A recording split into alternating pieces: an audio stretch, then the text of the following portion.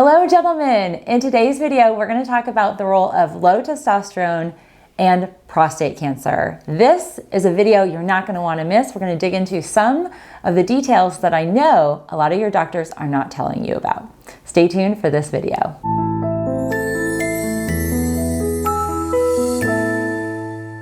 Welcome back, gentlemen. As always, it's so great to spend time with you today. And I first want to thank you and applaud you for your time and your commitment to your health. I am really excited to detail with you a little bit of the research that has yet to really kind of hit the market and really be communicated to you as a patient from your medical providers. This is research that is finding there is a specific connection between low testosterone levels and the likelihood and development of prostate cancer. There's a link.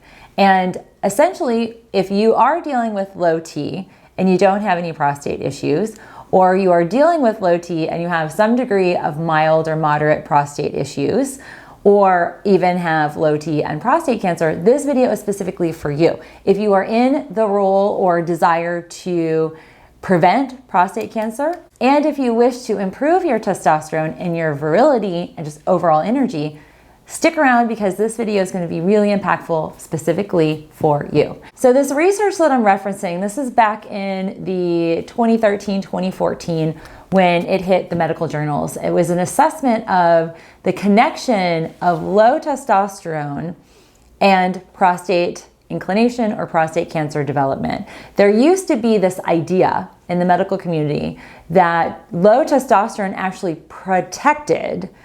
prevented prostate cancer from developing. And what they found, that is totally not the case. And in fact, prostate cancer is directly linked to low testosterone. If you watched any of these videos here, and I'll include a link up there for the full playlist, I have a ton of specific videos and even content and literature that you can download and purchase, health guides for erectile dysfunction and fixing your prostate. All of that will be down below. But if you watched any of those videos, you know I talk a lot about that connection between stress and testosterone, stress and prostate inflammation. Well, research has identified that when a gentleman has chronic levels of low testosterone, which often occurs or gets kicked off in your own male hormonal change, like andropause, very similar to menopause, you have male andropause. You can watch more on that particular video there. But there is a direct connection between inflammation and cellular changes within your prostate gland. And I want to dig a little bit more into that because if you can improve your testosterone levels naturally and increase those and improve the health and the function, the cellular rejuvenation, regeneration, and sloughing of cells in your prostate gland, you can actually increase your overall health and wellness. So there's really kind of 3 steps to this. So the first step is to actually test your cortisol. And you're probably like, what is cortisol, Dr. Melissa? Well, cortisol is a stress hormone that's produced by your adrenal glands. These are 2 little triangle-shaped tortilla glands. They sit right above your kidneys. And they're both there in the male and female bodies. Their function above the kidneys is directly linked to not only your fluid transport, a healthy urination process, it's specifically built to be your instinctual fight or flight. And so for men and for women, if we are dealing with stress or a car accident or we're fighting or flighting, there are hormones that get released. Well, in our modern day world, we're fighting and flighting all the time. We're fighting and flighting at work, we're fighting and flighting at home, we're fighting and flighting with our children, our parents, our senior parents, with everything. And then we have chemical fight or flighting, we have environmental fight or flighting, so allergies, toxins we're absorbing in our skin and in our body, our water sources, our food sources, all of those combined create a situation where we have adrenal gland dysfunctions and a release of cortisol. And I test about 100 men on a monthly basis. And I've been doing this for over 12 years.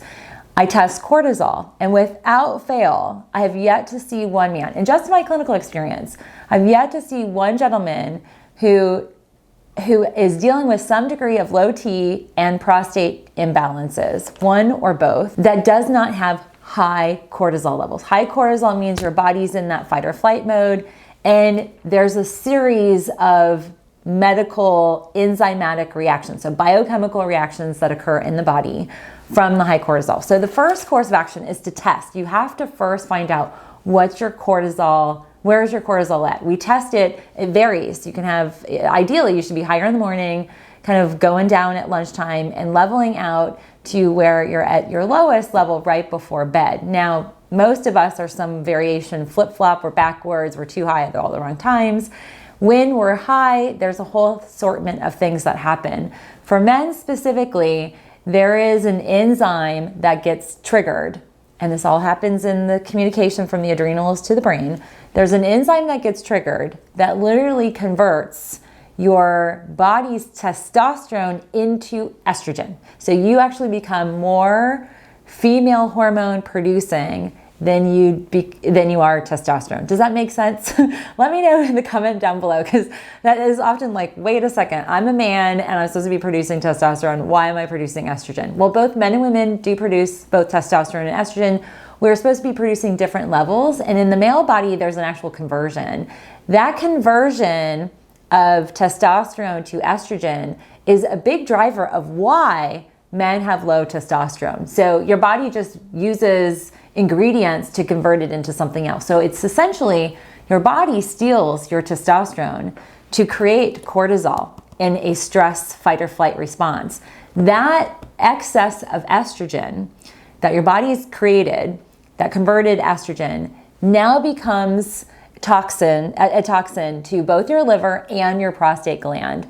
The male prostate gland is the male version of the female uterus. I know that sounds really crazy, but the reality is those cells are very similar. And when the male body has an excess of estrogen, there's a ton of estrogen receptivity in your prostate gland. So what that means is you have an exorbitant amount of estrogen flooding and increasing the cellular activity and basically causing an enlargement of the prostate gland. So where there's low T, because the body has been leaching it, stealing it, and converting estrogen, that now becomes a toxic situation for your prostate gland.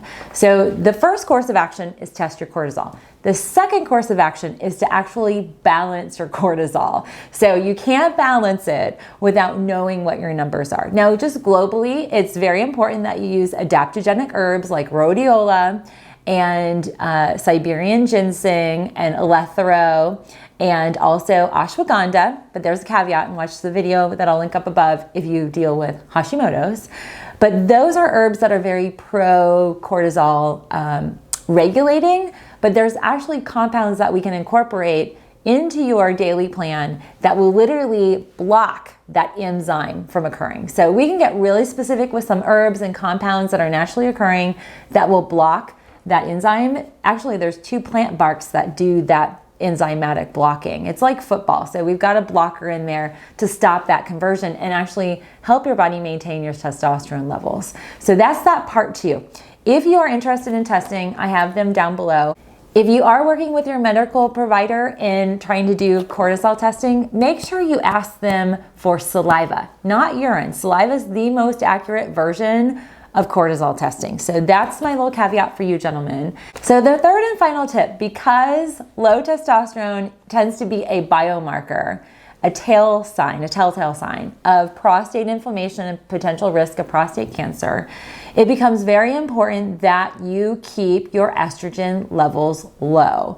And I'm not just talking about like your body's natural estrogen production, because we can block that by assessing cortisol and using enzyme blockers and balancing that neuroendocrine process.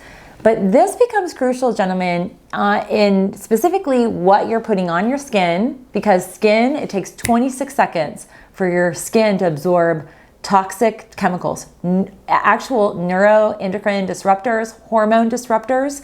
There are a lot of chemicals. I'll put a list up here where you can check out some of the chemicals that you want to read. Actually read the labels on your skincare products to see if your body is absorbing these nutrients, because a lot of times if we can limit the exposure to toxic estrogens, we can actually improve your health and improve the state of both your testosterone levels, but also your prostate.